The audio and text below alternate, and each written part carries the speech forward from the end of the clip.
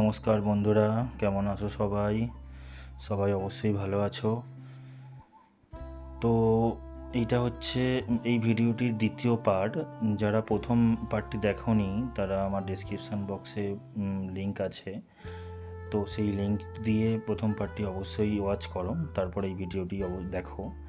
প্রথম পার্টে আমি বলেছি যে কিভাবে ড্রয়িং করতে হয়। এই ভিডিওটির ড্রয়িং স্টেপ বাই স্টেপ কীভাবে তোমরা সহজে ড্রয়িং করতে পারবে এবং কীভাবে একটু কোনো ছবি দেখে রিয়েলিস্টিকভাবে ছবিকে ফুটিয়ে তুলতে পারবে, সেটা আমি ওখানে বিস্তারভাবে বলেছি। অবশ্যই তোমরা সেই ভিডিওটিকে দেখো। তো আজকে যে ভিডিওটি আমি করছি সেটা হচ্ছে সেই ভিডিওটি কালার করা। তো জল রং করার ক্ষেত্রে সবথেকে বড় জিনিস হচ্ছে মেন ছবিটিকে দেখা এবং মেন ছবিটির যেখানে যেমন টোন আছে সেখানে তেমন টোনকে ব্যবহার করা।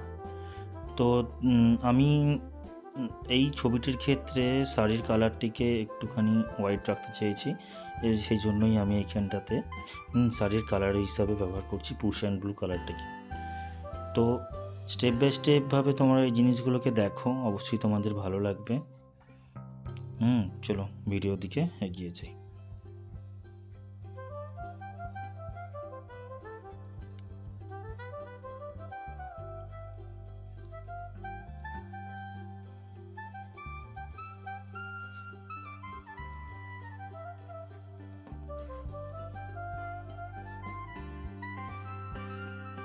আমি প্রথমে যেখানে যেমন রং বাকি আছে সাদা অংশগুলো, সেই সাদা অংশগুলোতে রঙগুলোকে ভরাট করে নিচ্ছি।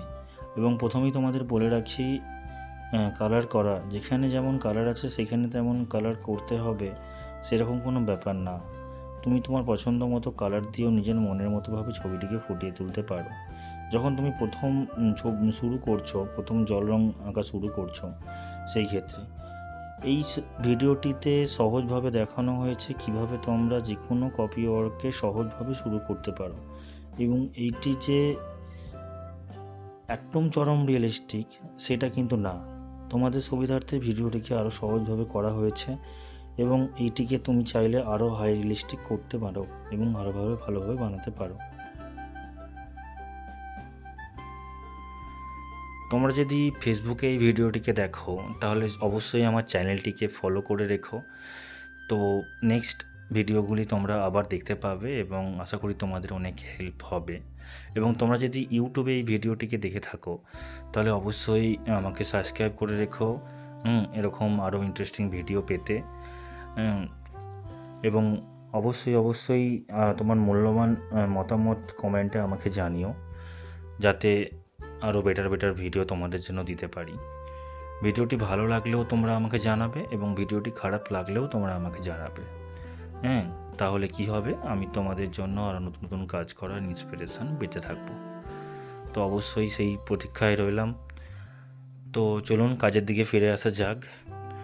প্রথমে ওভারঅল সবটা একটা কালার চাপিয়ে নেওয়ার পর সেকেন্ড টোন ধরা হয়েছে এবং সেকেন্ড টোনেতে যেখানে যেখানে হালকা হালকা শ্যাডো এবং আলো ছায়ার ব্যাপারটা যে আছে না, সেইটাকে ধরার জন্য চেষ্টা করা হচ্ছে।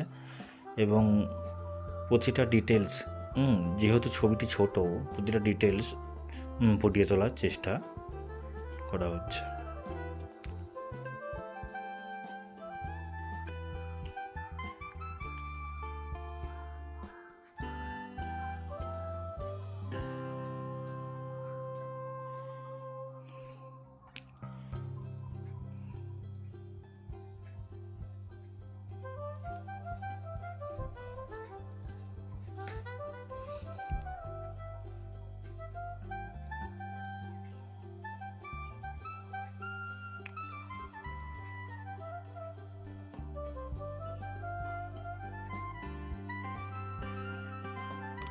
এখানে তোমরা দেখতে পাচ্ছ আমি প্রথমে ফেস বডি টোন ধরেছিলাম। প্রথমে ফেস বডি টোন ধরে ফেস বডি টোনের ফার্স্ট টোন এবং সেকেন্ড টোন চাপিয়ে দিয়ে জিনিসটাকে শুকনো হওয়ার জন্য রেখেছি। তারপর আমি কাপড়ের কাজের দিকে এগিয়েছি। তো এতে কি হয়, তুমি সাবজেক্টিভভাবে করতে পারো যে কোনো ড্রয়িংকে।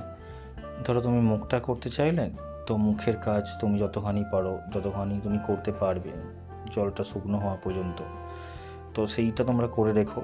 তারপর তুমি অন্য সাবজেক্টে যেও, যেমন শাড়ির। আমি মুখের কাজগুলো করে ফেলার পর শাড়ির দিকে গেছি এবং তারপর শাড়ির কিছু কিছু ডিটেলস ধরার চেষ্টা করেছি।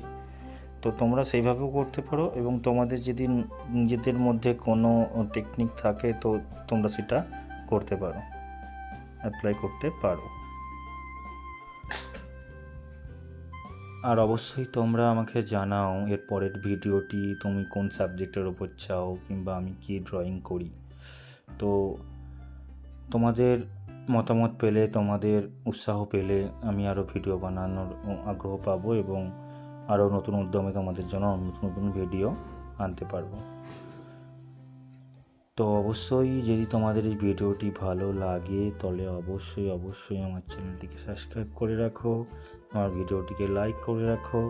এবং আবার বলছি, আমি প্রতিটা ভিডিওতে একই কথা তোমাদের বারবার ধরে বলি, যদি তোমার এই ভিডিওটির মধ্যে ভুল অবশ্যই থাকে অবশ্যই আমাকে কমেন্ট করে জানাও যে এই ছবিটার মধ্যে ভুল আছে। এবং তোমরা যদি কোনো কিছুর জন্য হেল্প চাও, ওয়াটার কালার বেসিসে কিংবা যে কোনো আর্টের ক্ষেত্রে, তো আমাকে তোমরা জানাতে পারো। তো তোমাদের কমেন্টের আশায়, তোমাদের রিপ্লাইয়ের আশায় অবশ্যই রইলাম। তো আজকের জন্য ভিডিওটি তোমরা দেখো, নমস্কার।